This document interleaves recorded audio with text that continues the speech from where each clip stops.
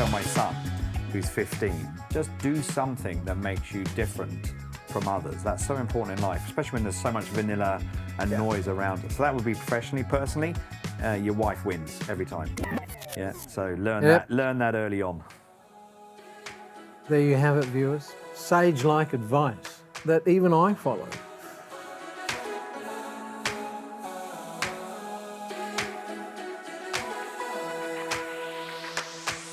Welcome back to CEO to CEO, and welcome from the POS Malaysia headquarters. I'm very excited to be with the group CEO, Charles Brewer, of POS Malaysia. And more importantly, POS Malaysia is a national institution. In fact, if I may be so bold to say, it's an icon. It's been with us for 200 years and connects people to people. But more importantly, what I find very exciting is it's going through a transformation under Charles' leadership. And we're here to tease a little bit of that out and demystify ESG and actually share the journey that POS Malaysia is going under his leadership. And so welcome, Charles, and thank you for taking time to be with us today and the viewers. Very, very welcome, Tatu. Pleasure to meet you. We always have icebreaker questions. Tea or coffee? Coffee. Actually, I'm a bit weird. I'm a little bit strange. Coffee during the day, tea at home. Caffeine or non-caffeinated Caffeine. tea? Got to have caffeine. Yeah, sometimes too much. Milk or sugar? Milk. If you had a free hour in a day, what would you do? These days, spend with my family. Yeah, spending with my family. Now, very difficult question. How do you describe your job to a 5-year-old? That's a great question. In fact, I was talking about that just earlier. And I think this is true, by the way, for all leadership, not just for the CEO of POS Malaysia, but for all leaders, which is fundamentally our role is two things. One is to create shining eyes in our organization. So I have 18,000 amazing POS Malaysia employees, but my role is to really excite them, get them energized and passionate in today's subject around ESG, but on whatever the subject may be. So really energizing the organization. And to that point, I spent some time living in Singapore, and dragon boat racing started to become something I was particularly interested in. And I worked out that I was useless at driving the oar. It's far too physical, it's very tiring actually, but I was very good on the drum. And so to answer your point, I think the leader's responsibility, or one of the key areas, is to create the drum beat for the organization. Learn when to go fast and learn when you need to slow down. Learn when you need to pick up the pace and learn when you back it off. So create shining eyes and create the drum beat for the organization. Give a bit of headroom, let people grow? Yeah, absolutely. Yeah, cool. Absolutely. Favourite time of day? Morning. Morning person? Definitely. 5 o'clock in the morning. It's very strange. Even on holidays, ask my family. I don't think they really enjoy going on holiday. Go for a run, ride a bike? It can be a run, can be a walk, it can be reading, it can be whatever, but I operate significantly better first thing in the morning than I do at 4 or 5 o'clock in the afternoon. So my team have learnt not to come and see me with a particularly complex problem at 4 or 5 o'clock on a Friday. That's not a good time. Yeah.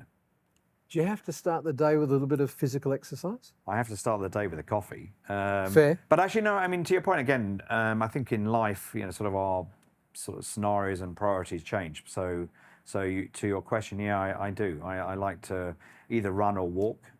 First, I've now pretty consistently do about 5K a day, which I'm quite happy with. And yeah, it gets the blood moving, gets the head going, gives you. I think the other thing gives you time to think, right? I was going to say that's the other thing, and I learned this when I was in Cape Town that cycling was something I really took up, and it's quite a solo sport. Even you may do it with friends or whatever else. And people used to say to me, given I'm a sort of a rugby player and a team sport player, do you still enjoy sort of solo sports? And I said, yeah, because exactly to your point, and it's the same with running or walking, it gives you that sort of bit of alone time, bit of alone time in your head.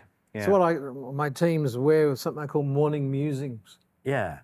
And it happens usually after a walk. Yeah, absolutely. Because you think it through.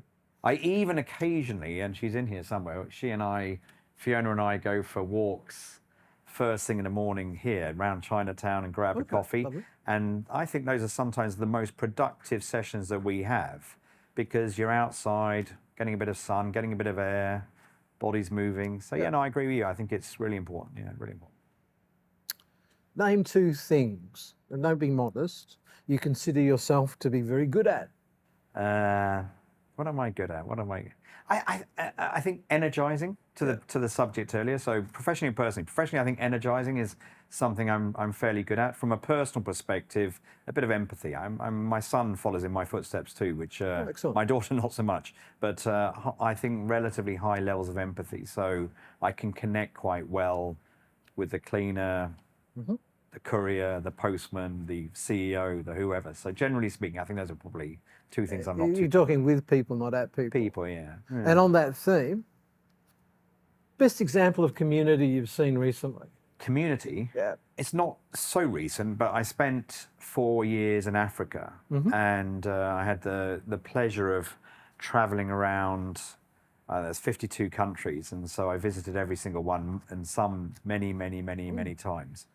And given this is generally a continent that doesn't have a lot, their ability to operate as a community, whether it's Rwanda after the genocide there, or Nigeria or whatever else, I saw things there that were unbelievably humbling in terms of how they operate as communities. And I think that's true also if you look at Malaysia and sort of you get out into sort of the kampongs and so on and so forth. And I think that's something we should protect and value And forever. foster. Yeah, family, community is everything. Yeah. Best advice you've received? Oh, loads. It's filtering at that stage. I guess again, professionally and personally. Professionally, a long time ago, I was given some advice by a sort of informal mentor about recognizing the people around you, the 6 or 7 people around you that will fundamentally shape your career. Really, truly sit back and say, who are the 6 or 7 people that are going to influence my success and the things I want to do? And then find regular reasons to have connections with them. If they don't know who you are, they can't help. True. And if you take again in POS Malaysia, we have 18,000 employees. Everywhere where I go, some stand out, and their ability to stand out is what will make the difference in their careers going forward. I tell my son, who's 15, the same advice, which is, albeit that he is definitely not top quintile from an education perspective, he has a character and personality that makes him stand out. So that the importance of standing out, the importance of being different, the importance of having an opinion, the importance of being cheeky, the importance of having fun, just do something that makes you different from others. That's so important in life, especially when there's so much vanilla and noise around us. So that would be professionally. Personally, your wife wins every time. Yeah, so learn that early on. There you have it, viewers. Sage-like advice that even I follow.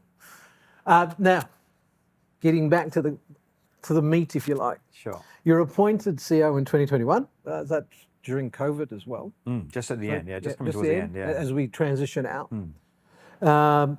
And you've started implementing your environmental, social and governance roadmap since early in 2022. What shifted, or what prompted that shift, if I could ask? Sure. So when I came in August 2021, the mandate was to your introduction, to transform, and it's a really significant transformation, but transform a heritage brand, a company that's been in Malaysia more than 200 years, one of the oldest companies, if not the oldest company in Southeast Asia and Malaysia. So it's huge, and again, to the point, rich heritage. But what got us here won't get us there. So fundamentally was identifying, okay, what do we need to do differently? What do we need to do to make sure POS Malaysia is here for another 200 years?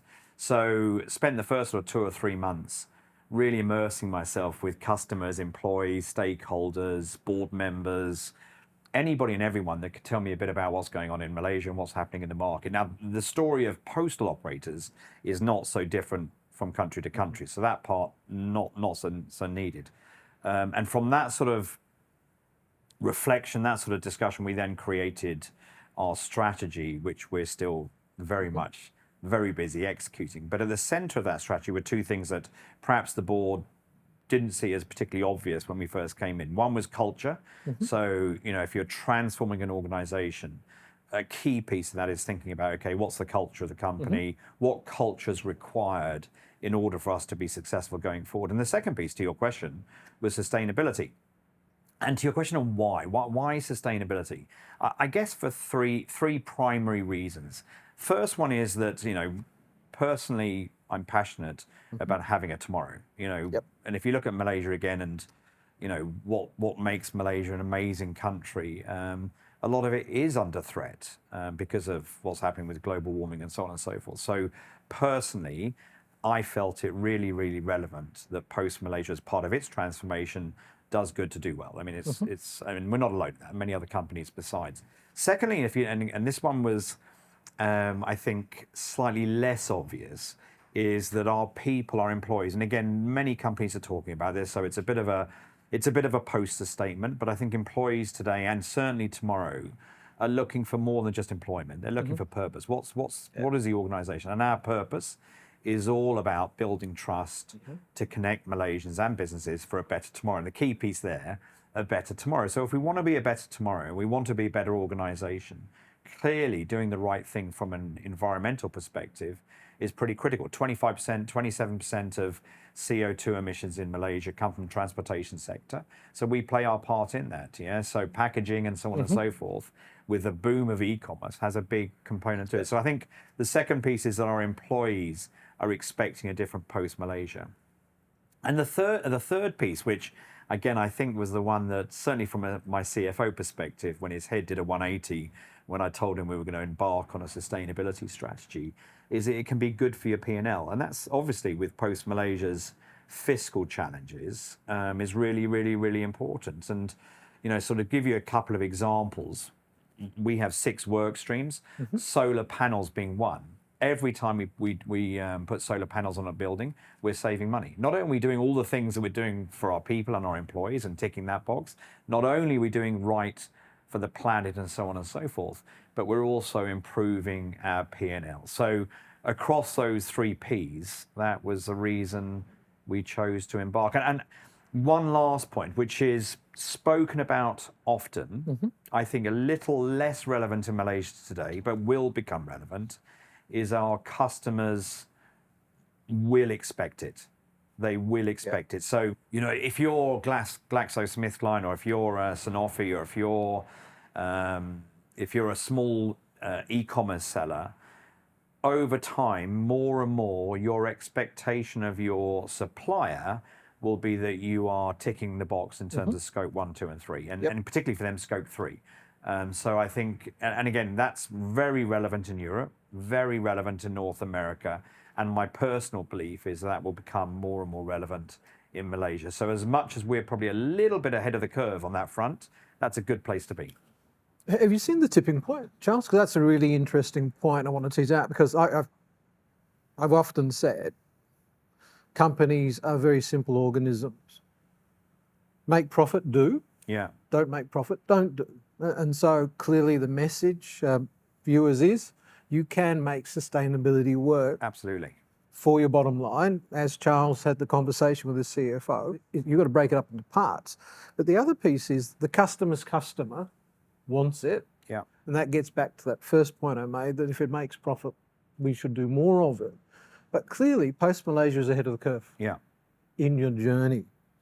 And we've seen, at the exchange, for example, we're mandating disclosure. We don't judge, we let customers judge, or investors have a look at it. So we start mandating disclosure to put data points out, to educate the market, and also educate boards, to be frank, about the journey around sustainability, around the environment, and building business that will be around for the next 200 years. Yeah. To your point previously. Now, clearly Post Malaysia didn't wait for that market, or that, if you like, that thought process to mature. And how did you embark on it, Charles? Again, like any transformation, you have to recognize you're going to take people through a change curve. So I think the first thing to mention is that it isn't, even if you've got a CEO that's super, super passionate about a given subject, and in today's discussion, sustainability, which clearly I am, but not everybody has that same passion and that same enthusiasm. So we tackled it in a couple of ways. So first and foremost, we looked at, again, very fortunate, I work in a sector where there's 180 other postal operators. So we went and looked at 180 other postal operators to look for what were the red threads, What were they doing that was working really, really well? What were they doing that wasn't working so well? And then we benchmarked, okay, against ourselves, and not just the E or the S or the G. We looked at all three. Yeah, we looked at all three to see, okay, from our perspective, was the biggest opportunity G? Was it bigger? Was it governance? Was it sustainability, or the environment? So we looked at all three, and from that we distilled it down to, okay, look, let's look at what are the most pressing opportunities and priorities. That was one. Second one was then we looked at the three C's. We looked at cost to do it, capability in the Malaysian market, so what was available, which I'll come back to in a second.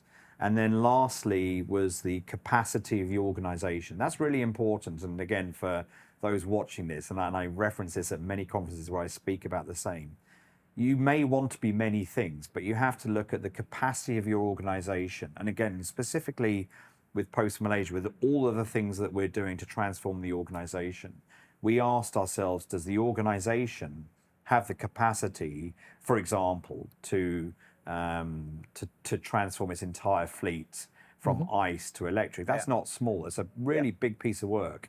If you want to put solar panels on 400 buildings, that's a big piece of work, and so on and so forth. So we looked at, does the organization have the capacity to do that? And we made very openly, we communicated very openly to the board and to the organization that we would go as fast or slow based on our ability across those three C's. So if fiscal challenges become a challenge and we have to pull back and go a bit slower, we go a bit slower. If our fiscal performance improves, we can go faster. If the capacity of the organization becomes stretched, we'll slow down and we can go faster if the capacity of the organization is improved. And to the point on capability of available products in the market, when we first started, and as an example, the available fleet or options around EV was two providers. There were two providers in Malaysia when we first started this for two-wheel. Now there's sort of 8 or 10 of those available. So the market in Malaysia is moving super fast in terms of whether it be solar panels, whether it be environmentally friendly packaging, whether it be vehicles. That's changing quite fast, and the cost is coming down. So in many respects, and we kind of knew this when we embarked on it, we felt we'll go slow to go fast, and we'll get faster, and pretty much so far that's borne out. And then the last point to your question was, having sort of written the plan to a very, to your earlier point, to the lowest level. I mean, every single vehicle we looked at, when would we replace that vehicle? We have a list across 7,000 two-wheel and another 1,000 four and trucks. We know exactly when those vehicles will be replaced over the next few years. That gets to 100% by 2030, by 2030. So we know when we get there. So you have to break it down to the smallest level. And then communicating that plan internally to your organization, to the board, obviously. So making sure the board sign up to it. And that's really important on all of the things we do. And then thirdly, externally, making a commitment externally, which we did in April last year. Charles, would it be fair to say that POS Malaysia is catalytic in driving change for the wider community? Because of your reach, because of your fleet, your employees, because you'll be supporting that transition from ICE to EV, and with the fleet and with the reach, it puts charging stations in the reach of everyone. Yeah, and it's a really good point, Datuk. So, again, it's a little bit of a personal pride here, but I think it's a really important point. So when we were sort of embarking on this journey and we engaged a great company that's worked with us to help us develop our plan, I asked them the question. So given that this is pretty new for Malaysia, who do I go and talk to in Malaysia that can help us understand solar panels or help us understand defleeting or moving from ICE to electric or packaging? Who do I go into? Who's the sort of the poster child and the benchmark that the team, the sustainability team that we hired, and I could go and talk to and listen and learn from? And the answer was, there isn't anybody. And that's okay. I mean, that's okay. So to your point, I think one of the added values of doing what we're doing, and there are so many values of doing what we're doing, but one of the added ones is two things. One is, I think, I'm really, really happy that you Bursa and the government have made commitments that you've made and made it much more obvious that this is the expectation of organisations in Malaysia.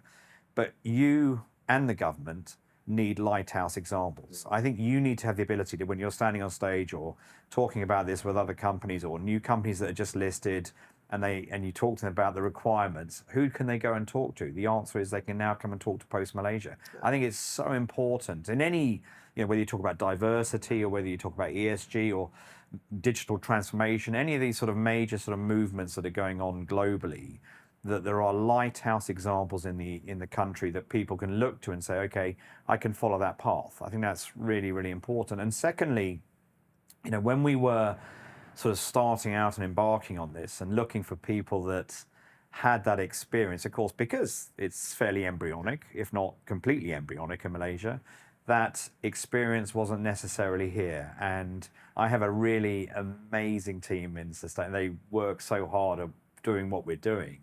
They are building capability and competence that will stand them in good stead for life. And I'm sure over the years, many other companies will probably pick some of them up. And I'm okay with that because we're teaching and learning and hopefully growing a better Malaysia. And so to your point, clearly we're doing it for POS Malaysia. Clearly we're doing it for our employees. Clearly we're doing it for our customers. Clearly we're doing it for our P&L. But on a broader canvas, and I'm really proud about this, I think we're doing it for Malaysia. And that opportunity for other companies to come and learn from us, I think is really, really important. No, I cannot agree more. I mean, at the end of the day, well, how will they say? Rubber hits the road. Yeah. And you're making it happen. Yeah. And then we can also you're generous enough to share with all of us that journey. And I think that's quite exciting. Now, POS Malaysia has committed to reducing its GHG emissions in line with Science-Based Target Initiative. How is the progress going? Good. Yeah, excellent. Good.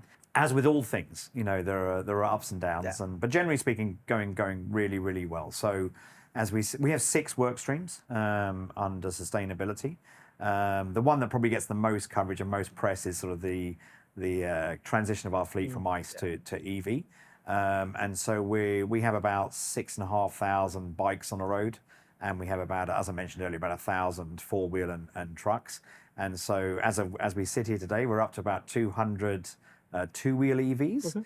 And by the end of this year, beginning of first quarter next year, that'll be about 1,300. So we're really on track in terms of our two-wheel. Our four-wheel, by the end of this year, we'll have about 450 of our four-wheel vehicles being electric. So from a pillar number 1 or work stream number 1, we're very much on track. Work stream number 2 is telematics.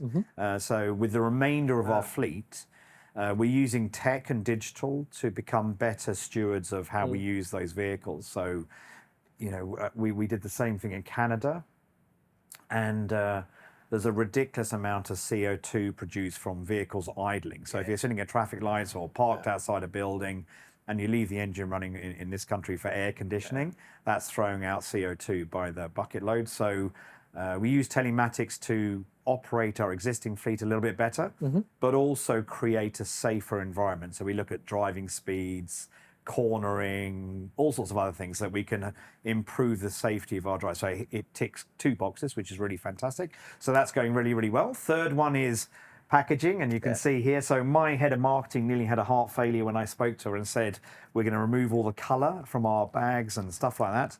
But that has a massive impact. I mean, online ordering has gone through the roof. My wife is an Olympic online orderer. And all that packaging goes into landfill. So we've removed colours. It's everything is recyclable. This is about 80% from recycled products. So the packaging we use and waste in general. Buildings I mentioned. So we will have, the end of this year, 17 buildings with solar panels. They generate, each of those buildings means we get about a 27% save in energy spend. Training, we're moving as much of our training as possible to digital. So not flying people into Bungie and other places, which is not necessary. So to your question, generally speaking, very well. Always more we can do. But generally speaking, we're on track. Yeah, we're on track. Fair to say going green pays its way?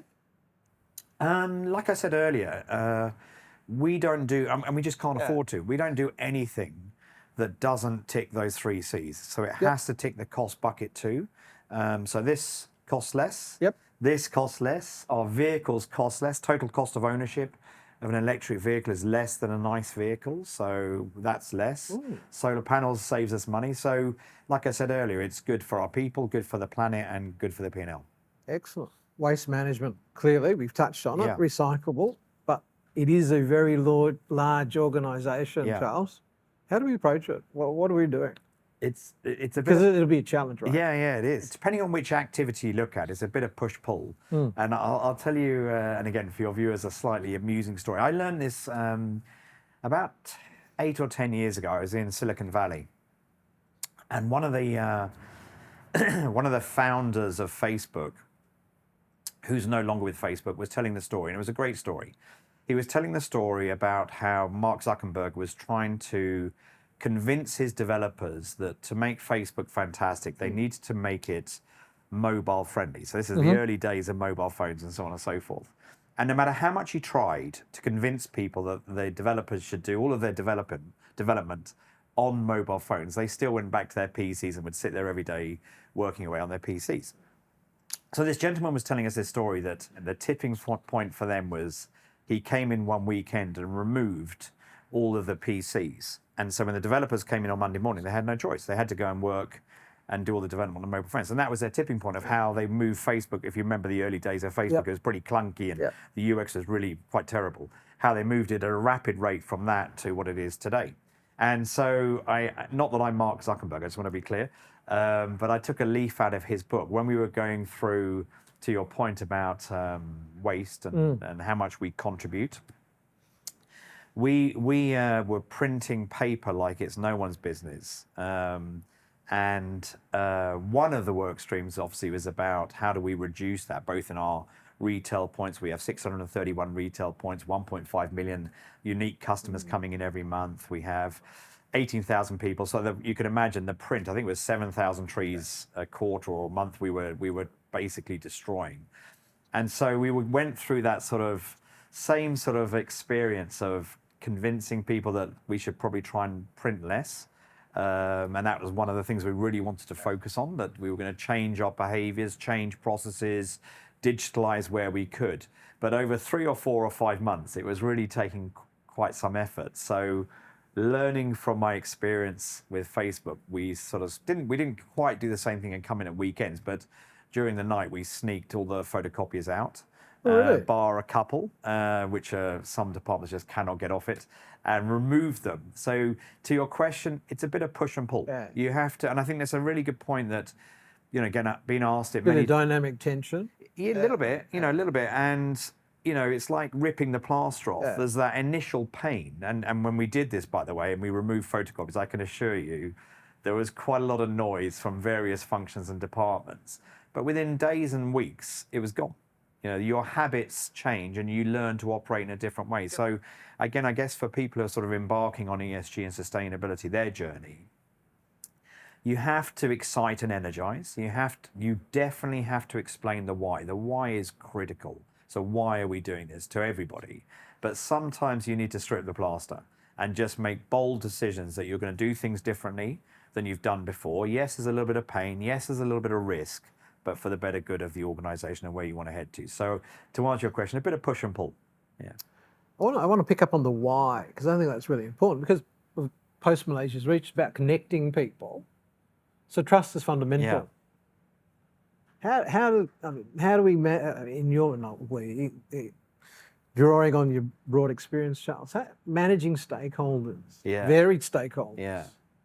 It's well, as you know, transparency. We have many stakeholders, and the unions want to know what we're doing and why we're doing it. Our employees want to know what we're doing and why we're doing it. The board, the CFO, there are many, my wife, there are many stakeholders who have an interest in why POS Malaysia are doing what they're doing. But I'll tell you a really lovely story. And again, I share with it, not because we're perfect, because I hope it will help others who are going through a similar scenario. And going back to that question of why is why so important? So on the second day of us launching EV vehicles in Malaysia, we converted one of our facilities in Tamantoon, a post delivery location. So we have about 9 postmen there who deliver mail to the surrounding area. So I couldn't go down on the first day for different reasons, but on the second day or third day, it was like the second or third day. Second or third day, I thought I was so excited about us taking the first step and doing and not talking, that I said, I've got to go. I've got to go to TDDI and see them in action and so on and so forth. So I drove out there, and very honestly, I expected to get there and to be welcomed by people hugging me, you know, sort of rose leaves being thrown in front of me, a statue being erected saying this is the best thing that anybody's done for Post Malaysia ever. And the reality is, and this is absolutely true, the reality is, and it's a truism of life, a third of the 9, so three of the 9 were like, fantastic, love it, absolutely fantastic. People are stopping me in the street, my family love it, my friends love it, my customers love it, I love it, and they're great to drive, by the way. So 3 of them were big smiles, eyes lit up, super excited by it. A third of them were like, well, it's only day 2, let's see where we get to in a month's time. So a third are unsure. Yeah. And a third were actually not very happy. It won't go up the hills. Where do I charge it? It breaks down. You know, it doesn't. This doesn't work the way the old bikes worked. And that's, you know, go back to my point earlier. That is that change curve. Yeah. And so I think it's important for, you know, anybody who's embarking on this or going through it. And it was a good lesson for me, a very good lesson for me, that you can never explain enough the why. You can never explain enough the why. That's number one, is really make sure that you invest in explaining the why to your organization, to the board, to your CFO, to the unions, to whoever it may be, your stakeholders. And the second learning, and this is also as important, if not more important, is making sure that you don't fall into that trap of founder's remorse. It was my idea, therefore there's going to be nothing bad about this. It's the best thing that's ever been decided for Post Malaysia. You have to keep the communication loop and your ears really open. Learn, learn, learn. Ask, ask, ask. What's working, what's not working, how do we make it better, and adjust the model accordingly. And I think that first experience with TDDI did both things. It reminded me that across 18,000 people, the board and whoever else, you need to constantly revisit that to make sure the why is understood.